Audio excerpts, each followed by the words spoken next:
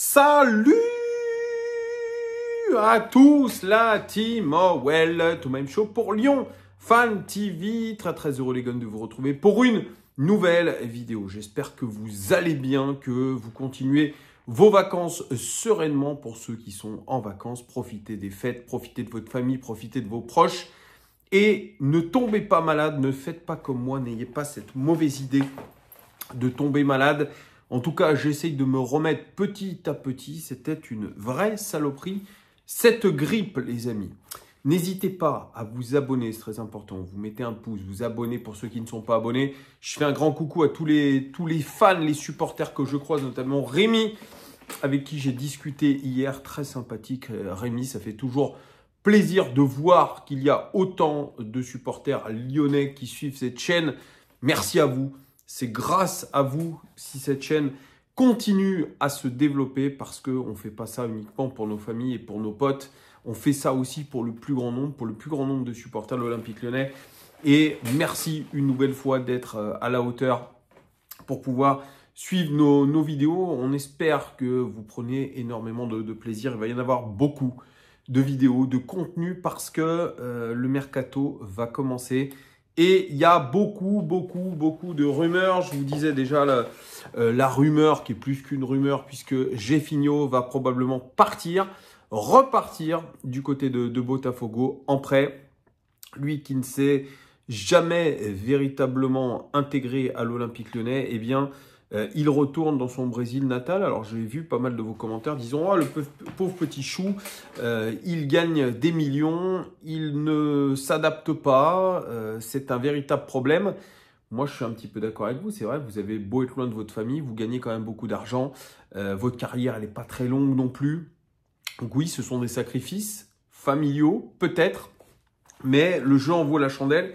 Et c'est vrai que je ne comprends pas ce genre de joueurs sud-américains qui ne font pas l'effort de s'intégrer dans un club européen. Pourtant, il avait tout pour réussir, cet ami Jefinho. Il est arrivé un petit peu sur la pointe des pieds, mais il a montré quand même quelques aptitudes. Et je disais notamment dernièrement ce but à Monaco qui aurait dû lui permettre peut-être de se redonner confiance. Ça me fait penser un petit peu au petit Shaqiri. Rappelez-vous, il avait marqué 1 ou 2 buts contre Marseille avant de partir lors du mercato hivernal. Bon, bah écoutez, si ils ne veulent pas s'inscrire dans la durée, c'est leur problème. On a besoin de joueurs qui soient à 100% avec nous. Et aujourd'hui, l'Olympique Lyonnais il y a une nouvelle rumeur concernant l'OL, puisque vous le savez, l'OL aura une enveloppe entre 40 et 65 millions. On n'en sait pas plus que ça. C'est une énorme fourchette, mais en tout cas, on aura les moyens de nos ambitions. Il y a beaucoup de pistes aujourd'hui qui voient le jour. Je vois sur les réseaux sociaux. Mais moi, je cible quand même les pistes de journalistes sérieux. Et cette piste, elle vient de Fabrizio Romano, le spécialiste italien du mercato. L'Olympique Lyonnais se serait mis sur les traces de Hannibal Mejbri. Certains ne le connaissent pas, Juliano ne connaissait pas Hannibal Mejbri, et pourtant c'est un grand espoir du football mondial. C'est un grand espoir du football tunisien. Il est franco-tunisien. Il a commencé sa carrière au Paris FC. Il est ensuite parti du côté de Monaco. Et en 2019, il a fait le grand pas, comme un certain Paul Pogba à une époque. Il est parti du côté de Manchester United. Hannibal Mejbri, très jeune, 20 ans. Génération Ryan Cherki, 1m83. Il est déjà international tunisien. Il a fait une CAN, la précédente CAN, et il a fait une Coupe du Monde, la dernière Coupe du Monde. Malheureusement, pour lui, il ne fera pas la prochaine CAN avec la Tunisie. Il avertit son sélectionneur qu'il ne se sentait pas prêt physiquement et qu'il n'avait pas la tête à ça, vu que Manchester United est dans une merde internationale. Même s'ils ont gagné, ils ont eu un sacré retournement de situation contre Aston Villa. Très beau match. Et ils ont gagné contre Aston Villa. Excusez-moi. Il est rentré à quelques minutes de la fin, Hannibal Mejbri. Bon, il joue que très peu. C'est un petit peu je dirais la détresse pour lui, parce que j'ai vu 2-3 interviews où il disait à mon âge, on a besoin de jouer. Et Moi, ma priorité, c'est de jouer. Et à Manchester United, il ne joue pas. Il est passé par les catégories de jeunes. Ensuite, il a eu sa chance dans quelques rencontres de PL. Cette saison, c'est 5 matchs de Première Ligue, quelques apparitions aussi en Ligue des Champions. 5% seulement des 11 de départ, ce qui est très peu. 8% des minutes totales jouées de son équipe, c'est très peu. 5 matchs sur 19 de Première Ligue. Donc, il n'est pas vraiment dans les plans de Erik ten Hag. Et pourtant, en début de saison, Erik ten Hag disait, franchement, au niveau de l'investissement, si tout le monde était à la hauteur de Hannibal Mejbri, eh bien peut-être que ça irait beaucoup mieux dans cet effectif. C'est quelqu'un de caractère, quelqu'un qui a de l'ambition, mais quelqu'un peut-être qui est malheureusement empêtré dans une concurrence qui est pourtant assez ouverte, puisque Manchester United fait un début de saison absolument calamiteux. Les résultats ne sont pas là. En Ligue des Champions, ils sont éliminés. Ils sont même éliminés de toute compétition européenne. Donc, on se disait peut-être qu'il avait sa chance. Eh bien, pas tant que ça. À quoi c'est dû? J'en sais rien. Peut-être qu'il n'est pas aussi bon que certains, même si Manchester est en difficulté. Voilà, l'année dernière, il a été prêté à Birmingham en Premiership où il a alterné le bon, le très mauvais. Il a joué surtout le maintien avec eux. Il a fait 21 matchs titulaires, 17 remplaçants, 1 but et 5 passes décisives pour lui. Alors, c'est un milieu de terrain qui est très tonique, qui est très technique, qui a une très belle vision de jeu. Il me fait penser un petit peu de temps en temps à un mélange. Allez, je vous fais un mélange à la con. Entre Maxence Cacré et Matteo Guendouzi. Il y a les cheveux, oui, peut-être. Mais il y a aussi cette débauche d'énergie. Il fait beaucoup de courses défensives. Il va vers l'avant. C'est un milieu de terrain box-to-box, comme on appelle ça. Il est très bon sur les passes clés, très bon sur les coups francs. Parce qu'il a une très bonne frappe de balle. Il est très bon sur les tirs de loin. Il est très bon dans les interceptions parce qu'il va gratter du ballon, parce qu'il a de la tonicité, parce qu'il va vite sur ses jambes, tout simplement. Après, il est moins bon dans les duels aériens. Il est moins bon dans les passes, malheureusement, et il prend pas mal de cartons jaunes. Alors, il y a une vraie question avec lui.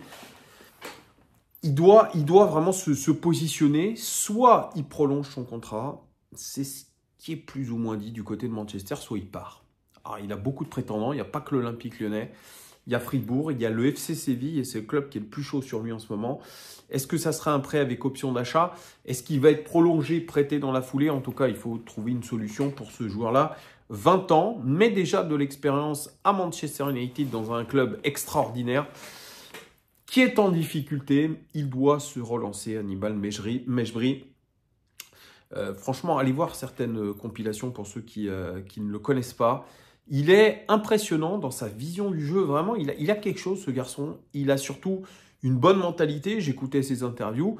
C'est un garçon posé. Il est très jeune, mais il doit se relancer. Et l'Olympique Lyonnais paraît être une solution. Alors, où le faire jouer? C'est toujours la même chose. Vous avez un milieu de terrain avec Cacré et Tolisso. Ils ne vont pas partir comme ça, Cacré et Tolisso. Ça a l'air d'être un milieu de terrain indéboulonnable. Où vous le mettez? Vous le mettez en numéro 10 à la place de Ryan Cherki? C'est le même âge, c'est la même génération. C'est pas le même profil. C'est pas. Je dirais qu'il a plus de physique que Ryan Cherki. C'est quelqu'un qui se projette très bien. C'est quelqu'un qui a une technique léchée. C'est quelqu'un qui joue très bien dos au but. C'est quelqu'un qui. Enfin, dos au but. Il se retourne très vite, on va dire. Il a une fraction de seconde à chaque fois pour se retourner. Il le fait très bien. Il est solide sur ses appuis. Il a quand même un petit peu de physique. 1m83. Il est solide. Et puis, c'est un garçon qui a de l'avenir, je pense. Malheureusement, vous le savez, hein, tous les jeunes ne réussissent pas dans les grands clubs. Il y en a qui veulent partir très jeunes. Ils ont raison de tenter l'aventure parce qu'il y a le salaire, parce qu'il y a le prestige. Mais aujourd'hui, c'est très compliqué de réussir dans un club comme ça. Surtout un club en difficulté, de surcroît. Alors, vous avez le jeune Kobe Mainoo qui pourtant joue, qui est encore plus jeune. Mais lui, malheureusement, même s'il a eu à un moment donné les faveurs de Erik ten Hag, ça ne le fait pas. Il fait que des bribes de match. Sa saison du côté de Birmingham, elle a été pleine en termes de matchs joués. Malheureusement, ça ne s'est pas extrêmement bien passé. Il y a eu des très hauts, des très bas. Ça a été en dents de scie. il a besoin de régularité. Et est-ce qu'aujourd'hui, partir à l'Olympique Lyonnais, c'est une bonne solution pour lui? Moi, je pense que oui. Après, comment veut-on le faire jouer? À quel poste? Est-ce qu'on le fait jouer relayeur? Est-ce qu'on le fait jouer double pivot, sentinelle, numéro 10? Sur un côté, peut-être. Je suis désolé, je tousse encore. Il y a beaucoup de questions à se poser quand même du côté de l'Olympique Lyonnais. Pierre Sage, qu'est-ce qu'on veut en faire? On a d'ailleurs, je crois, un scout qui le connaît très bien.